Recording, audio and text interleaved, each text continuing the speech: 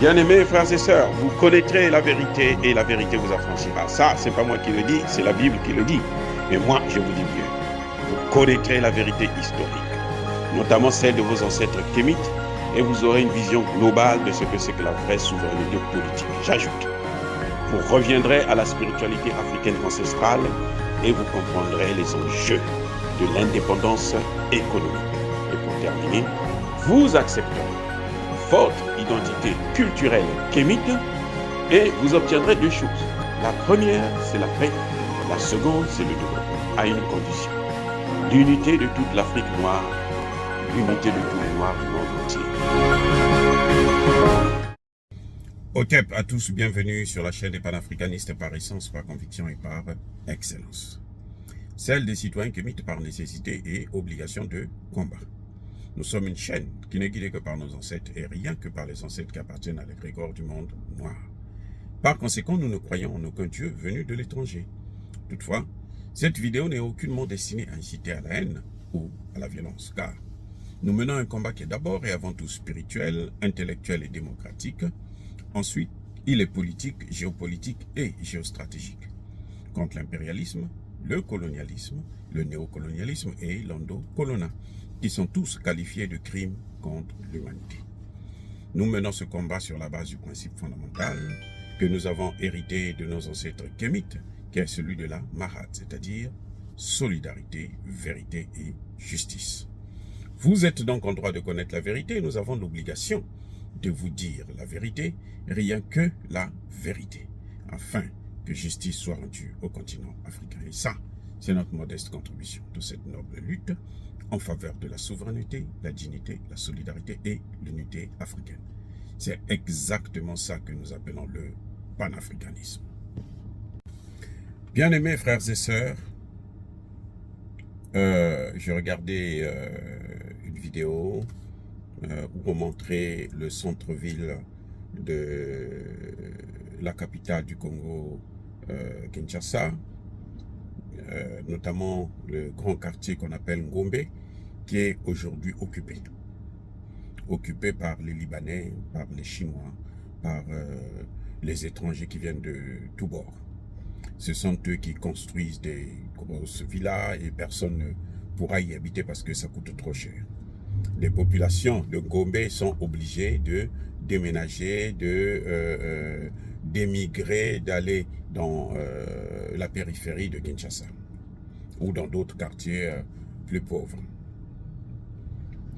Ce phénomène-là, je l'ai déjà dénoncé au Congo-Brazzaville, où lorsque j'étais à Pointe-Noire, j'ai constaté, malheureusement, que le centre-ville de Pointe-Noire appartient aux Libanais.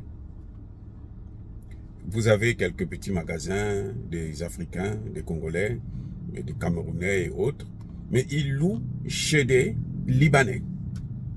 Les Africains qui sont locataires chez eux en Afrique. Parce que il y a des gouvernements qui abusent, qui vendent à tout prix, qui appauvrissent leur propre population et donc laissent les étrangers qui ont un peu d'argent venir acheter ce qui nous reste. Ce qui nous reste, c'est nos terres.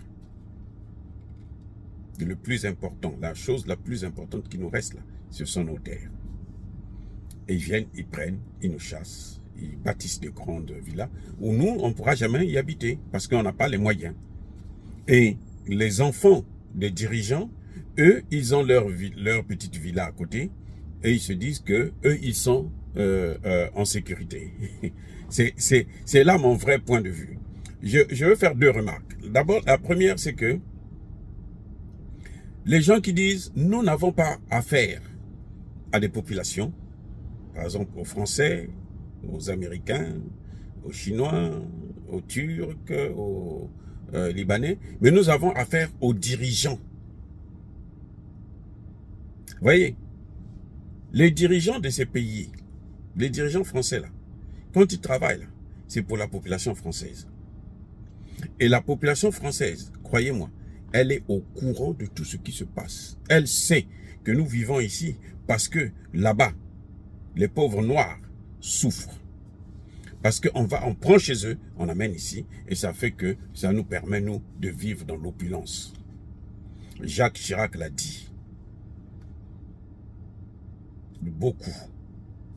Peut-être pas tout, mais l'essentiel de vos richesses, là, ce qu'il y a dans vos portefeuilles, là, ça vient du pillage de l'Afrique. Jacques Chirac, ancien président français qui est déjà mort. Donc, quand les Africains disent, nous, on n'a pas affaire à la population, nous, on a affaire à l'oligarchie, ça, c'est la flatterie. C'est la peur. Parce qu'ils ont peur de s'adresser, puis on va leur traiter de racistes. Parce que dès que vous dites ça, on va vous dire traiter de raciste. Les Blancs vont vous traiter de raciste. Ils vont dire que vous êtes raciste.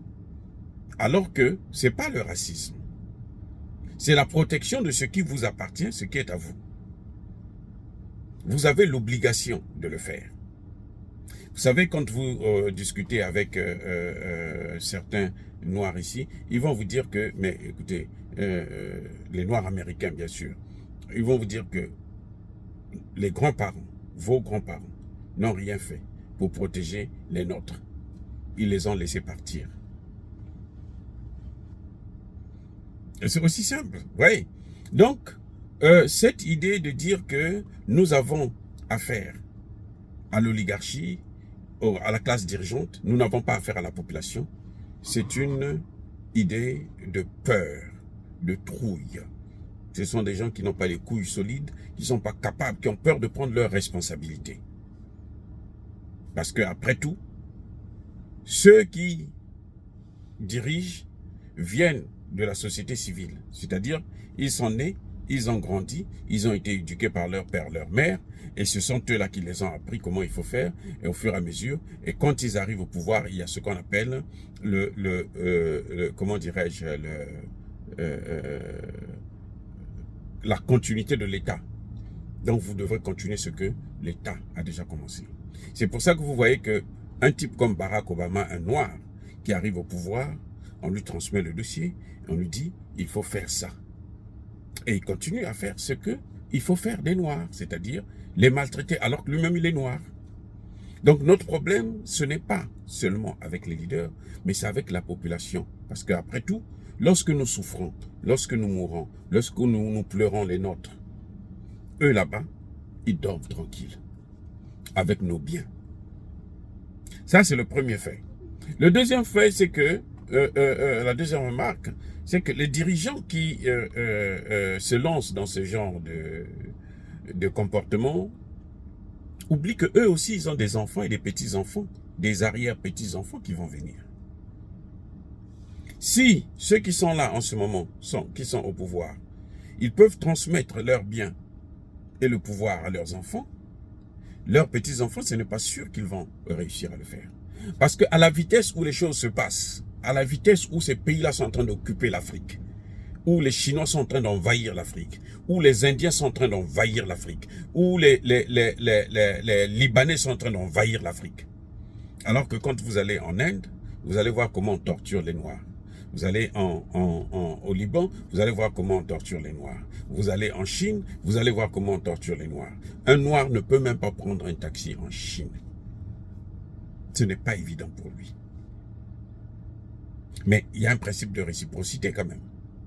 Mais eux, chez nous, ils peuvent acheter des hectares et des hectares, construire des villas, des châteaux. Ils viennent en masse, ils travaillent, ils vivent tranquillement. Ils créent des emplois pour leurs ressortissants qui viennent, qui n'ont même pas de niveau, qui n'ont rien fait. Et nous qui avions étudié, nos leaders, nos dirigeants nous abandonnent. On nous abandonne dans cette misère au profit de ces gens-là. Mais cette vitesse à laquelle ils sont en train d'occuper l'Afrique, dans 10, 20 ans, ils seront, s'ils ne sont pas majoritaires, ils auront tellement de pouvoir parce qu'ils ont de l'argent, que ce sont eux qui vont même prendre le pouvoir. Ça veut dire quoi? Ça veut dire qu'ils vont aussi acheter auprès d'eux, ils vont acheter ce qui appartient aux enfants des leaders qui sont là au pouvoir actuellement. Je répète. Ils vont finir par acheter ou arracher aux enfants de ceux qui sont au pouvoir là, ils vont leur prendre ce qui leur appartient. Et ils vont acheter le pouvoir. Ils vont acheter des voix. Parce que les gens seront tellement pauvres et eux, ils seront tellement trop riches pour qu'ils puissent acheter les voix et gérer maintenant le pays pour que le pays puisse complètement appartenir aux Chinois, aux Libanais, aux Indiens, plus aux Africains. Et ils vont changer l'histoire comme ils ont changé l'histoire de l'Égypte. Vous savez, les Arabes disent que les pyramides là, c'est eux qui ont, c'est leurs parents qui ont fabriqué ça. C'est l'œuvre, la culture arabe. Osiris était arabe. Horus était arabe. Isis était arabe.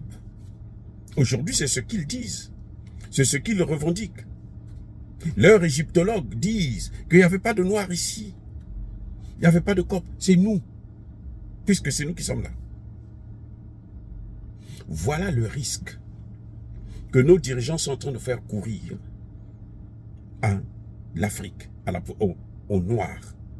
Nous allons être là, on va errer. On n'a pas de place en Europe, on nous chasse. Aux États-Unis, on nous chasse. Ils ont pris toutes nos matières premières. Ils ont tout. Ils gouvernent et ils font de nous ce qu'ils veulent. Et ce qu'ils feront, c'est nous faire disparaître. Nous faire disparaître. Pourquoi? À cause de la bêtise, à cause de l'ignominie, à cause de l'arrogance, à cause de la jalousie, à cause de la haine du noir contre le noir. Un dirigeant noir qui préfère voir les autres, d'autres races venir s'enrichir chez nous, et lui, entre-temps, il est en train d'appauvrir sa population pour que sa population puisse dépendre de lui et être là toujours à l'acclamer quand il veut continuer à garder le pouvoir avec lui. Ça se passera dans tous les pays d'Afrique. Pas seulement au Congo démocratique ou au Congo-Brazzaville, même au Gabon, au Cameroun et partout ailleurs. Et là, il faudrait des milliers d'années pour pouvoir espérer retrouver un peu de dignité. C'est ça qui est terrible, que nos dirigeants ne voient pas les conséquences aujourd'hui. Macky Sall a construit des bâtiments, des gros villas, des hôtels et autres. Combien de Sénégalais, notamment des Sénégalais moyens, peuvent aller vivre dans ces hôtels? À quoi ça sert de construire des hôtels, des châteaux et autres pour que les étrangers viennent habiter chez vous? À quoi ça sert? Ça vous apporte quoi? Pour qu'on dise que vous êtes qui? Vous êtes humaniste? Mais nous, on a fait l'humanisme. Nos ancêtres ont fait ça. Et où est-ce que ça les a amenés? 7 siècles d'esclavage arabo-musulman. 4 siècles d'esclavage blanc européen. Et 1 siècle de colonisation. Un demi-siècle de néocolonisation ou recolonisation. Voilà ce que le résultat que nous avons obtenu. Voilà le résultat que nos ancêtres nous ont légué. La misère, l'esclavage, la colonisation, la souffrance. Parce qu'ils avaient été généreux. Parce qu'ils avaient été trop gentils. Parce qu'ils avaient toujours montré leurs dons à ces mêmes bourreaux, à leurs bourreaux. Oh, bien-aimés frères et sœurs, dire cela, c'est inciter à la haine ou à la violence. Non. J'ai vu en Haïti, j'étais en Haïti. J'ai travaillé pour les Nations Unies pendant 5 ans en Haïti. Je vous garantis, en Haïti, là, si ce n'est pas un Libanais qui a le pouvoir, il n'y a pas de paix. Si ce n'est pas un descendant des Libanais ou des Blancs qui a le pouvoir, il ne peut pas sortir. Vous avez vu Moïse Juvenel? On l'a assassiné là. Par qui? Et pourquoi? Par les mêmes. Parce que, d'abord, parce qu'il est noir. Martelly était là, 5 ans. Il n'a rien foutu. Un escroc. Un maître, un gang. Ou plutôt gangster. On l'a soutenu. Parce que il est descendant de Libanais et autres. Voilà ce qui se passe. Le grand problème en Haïti, c'est ça. Quand un noir prend le pouvoir en Haïti, c'est très très difficile pour lui de terminer son mandat. Il a tous les problèmes du monde. Et c'est ce qui va arriver à l'Afrique. Où un Africain, un noir, ne pourra plus gérer l'Afrique. Regardez en Afrique du Sud. Ils ont le pouvoir économique est dans les mains des Blancs. Et ils peuvent faire ce qu'ils peuvent paralyser le pays. Ils peuvent paralyser l'économie du pays. Ah oui. Parce qu'ils ont le pouvoir. Parce qu'ils ont l'argent. Et nous, c'est aujourd'hui, c'est maintenant qu'il faut prendre des dispositions pour préserver les générations futures de cet inconvénient, de cette barbarie, de cette humilité en plus, de cette colonisation qu'on peut normalement éviter si on peut prendre nos responsabilités dès maintenant. Dire cela, c'est inciter à la haine ou à la violence. Encore, je dis non. Permettez-moi de vous dire, une fois de plus, soyez bénis. Je persiste et je signe, abondamment bénis par le Dieu des Kémites et par nos ancêtres angéliques. Mais que tous ceux qui persécutent le continent africain le pillent et le déstabilisent. Qu'ils soient noirs, blancs, chinois, arabes. Tous ceux qui distribuent nos terres à des étrangers. Parce qu'en ce moment, nous n'avons pas de moyens. Ce sont eux qui ont les moyens, qui viennent, qui achètent auprès des dirigeants corrompus. Qu'ils soient maudits, qu'ils soient punis, qu'ils soient foudroyés, neutralisés, effacés, écrasés par ce Dieu des Kémites et par nos ancêtres angélisés. Vive l'Afrique éternelle, j'ai dit et j'assume.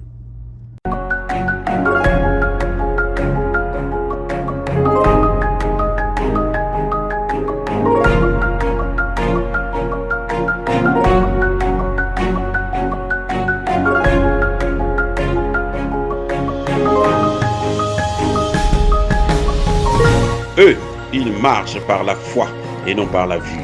Mais moi, je vous conseille vivement de marcher par la connaissance scientifique et historique, notamment celle de nos ancêtres kémites, par les 5 sens et par l'intelligence. À vous, à Pierre.